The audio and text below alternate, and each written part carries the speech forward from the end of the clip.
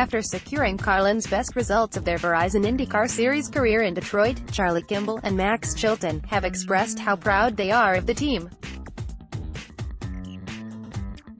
The British squad had a tough time of things in the first race of the weekend on Saturday but bounced back solidly to get their drivers to 8th and 11th place when the checkered flag flew on Sunday.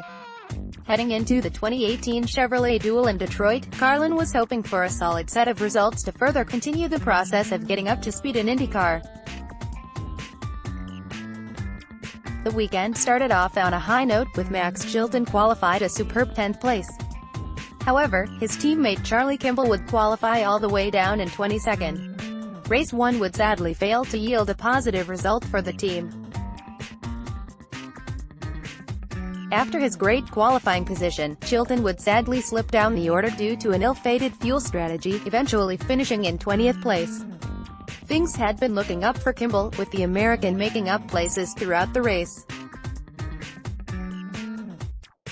However, an incident with rookie Santino Ferrucci saw Kimball awarded a drive-through penalty for causing an avoidable incident. Kimball appeared to rear-end Ferrucci in the braking zone for 7. Despite the stewards awarding him the penalty, Kimball seemed to apportion some of the blame on Ferrucci's inexperience, a comment that would attract some anger from fans on social media after the race. "I'm really proud of the effort by the Carlin boys today," Kimball said on Saturday. The No. 23 Traceba Chevrolet was good. "We had great pit stops and we made great fuel mileage. I got caught out on contact with a rookie, Ferrucci.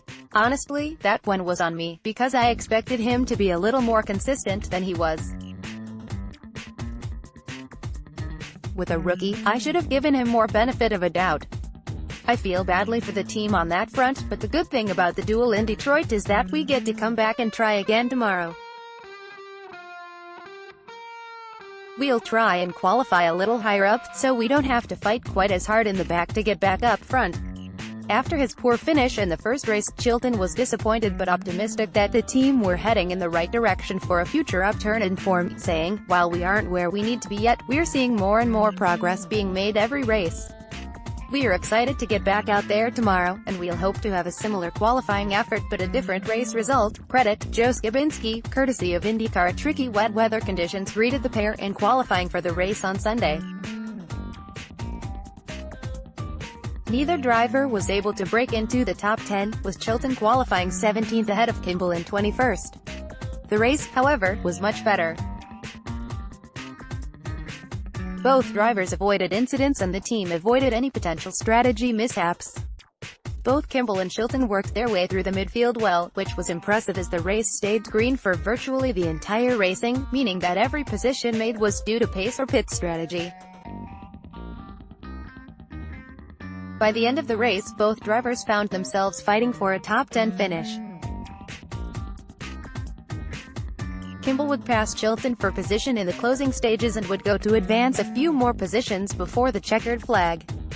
He would end the race in 8th place, the best result for Carlin in IndyCar so far and the team's second ever top 10 finish. "I'm really proud of the resiliency of this Carlin team," Kimball said after race 2. "We didn't get the job done all that well this morning in qualifying, but we had a nice clean race, good solid pit stops, and a really good strategy. It felt like I raced pretty cleanly and we had good pace and clean air, which helped us get good mileage when we needed to. I'm just so happy for the No.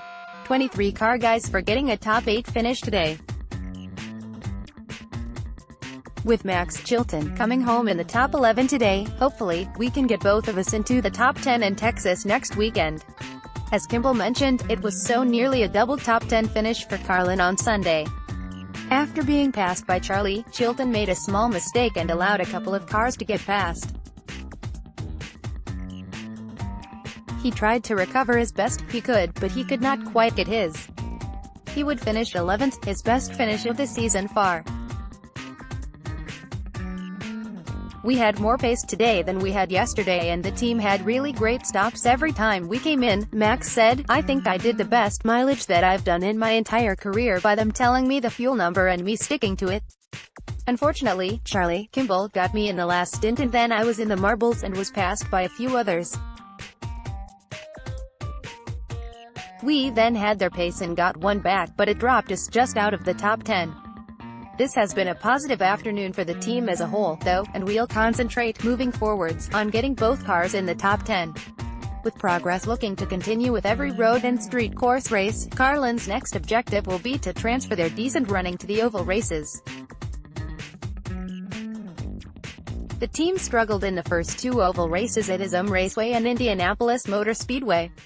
They will be hoping to show signs of improvement in this weekend's race, the DXC Technology 600 at Texas Motor Speedway, that takes place on Saturday, June 9th.